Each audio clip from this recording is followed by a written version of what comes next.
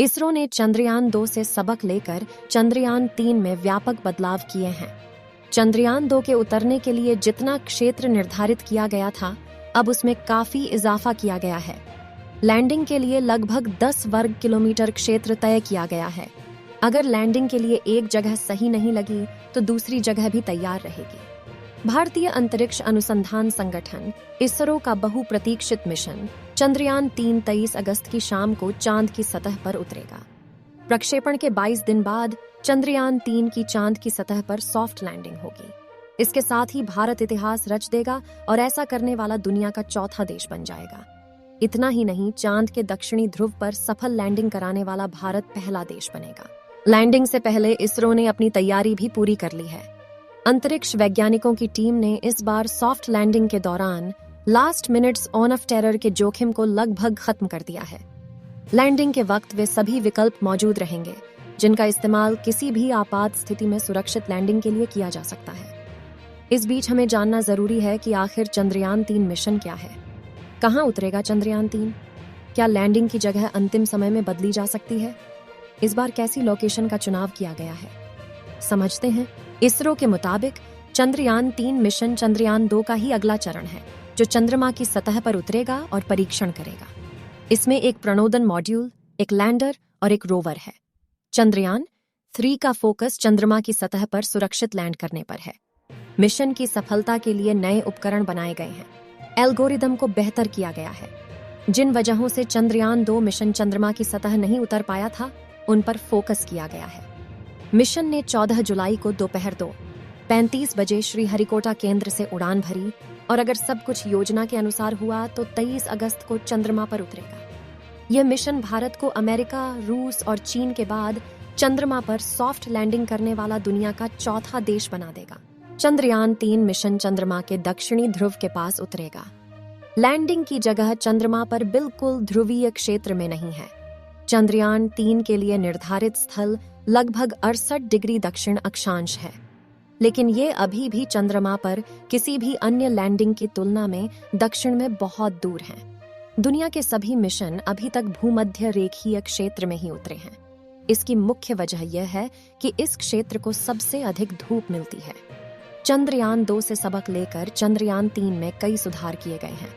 लक्षित लैंडिंग क्षेत्र को 4.2 किलोमीटर लंबाई और 2.5 किलोमीटर चौड़ाई तक बढ़ा दिया गया है। चंद्रयान 3 में लेजर डॉपलर वेलोसिमेट्री के साथ 4 इंजन भी हैं, जिसका मतलब है कि वह चंद्रमा पर उतरने के सभी चरणों में अपनी ऊंचाई और अभिविन्यास को नियंत्रित कर सकता है।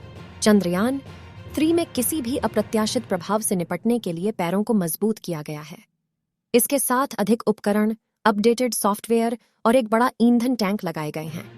यदि अंतिम मिनट में कोई बदलाव भी करना पड़ेगा तो ये उपकरण उस स्थिति में महत्वपूर्ण होंगे। इसरो के प्रमुख एस सोमनाथ ने कहा कि 2019 का मिशन चंद्रयान 2 आंशिक सफल था, लेकिन इससे मिले अनुभव इसरो के चंद्रमा पर लैंडर उतारने के लिए नए प्रयास में काफी उपयोगी साबित हुए।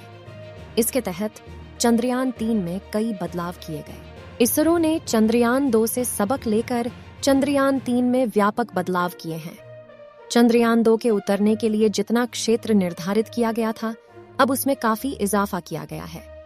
लैंडिंग के लिए लगभग 10 वर्ग किलोमीटर क्षेत्र तय किया गया है। अगर लैंडिंग के लिए एक जगह सही नहीं लगी तो दूसरी जगह भी तैयार रहेगी। इस बीच इसरो ने कहा कि पहले विक्रम लैंडर के लिए अनुकूल स्थितियों को पहचाना जाएगा। लैंडिंग के लिए निर्धारित समय से ठीक 2 घंटे पहले यान को उतारने या न उतारने पर अंतिम निर्णय होगा। इसरो के वैज्ञानिक नीलेश एम देसाई के मुताबिक अगर चंद्रयान 3 को 23 अगस्त को लैंड नहीं कराया जाता है तो फिर इसे 27 अगस्त को भी चांद पर उतारा जा सकता है। इसरो के पूर्व निदेशक डॉ के सिवन के अनुसार पिछली बार लैंडिंग प्रक्रिया के बाद हमने डाटा देखा था, उसके आधार पर सुधारात्मक उपाय किए गए हैं। जहां भी मार्जिन कम है, हमने उन मार्जिन को बढ़ाया है। चंद्रयान 2 से हमने जो सबक सीखा है, उसके आधार पर चंद्रयान 3 के सिस्टम को अधिक मजबूती के साथ आगे बढ़ाया है। चंद्रयान 3 को टारगेट स्थल से आगे पीछे ले जाने की व्यवस्था है। 1 किलोमीटर के दायरे में उसकी सुरक्षित लैंडिंग हो सकती है। अगर एक जगह ठीक नहीं है तो दूसरे स्थान पर लैंडिंग हो जाएगी।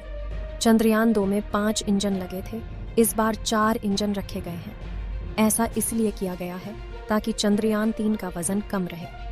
चंद्रमा की सतह पर पर्यावरण स्वच्छ होता है, वहां प्रदूषण की कोई गुंजाइश नहीं है। अगर ऐसा कोई कण होता है तो वह हवा में जल जाता है। इस वजह से वहां जो भी वस्तु आती है वह सीधे ही चंद्रमा की सतह से टकराती है। जब सीधे ही कोई वस्तु टकराती है तो वह इधर उधर छिटक भी सकती है। वहां पर पहले से धंसी हुई मिट्टी से चट्टान बाहर आ जाती है। चंद्रमा पर बहता हुआ पानी तो है नहीं, इसलिए वहां मौजूद गड्ढे भरते नहीं हैं। चट्टान या क्रेटर सब वैसे ही रहते हैं। चंद्रयान 3 के लिए समतल जगह का चयन किया गया है।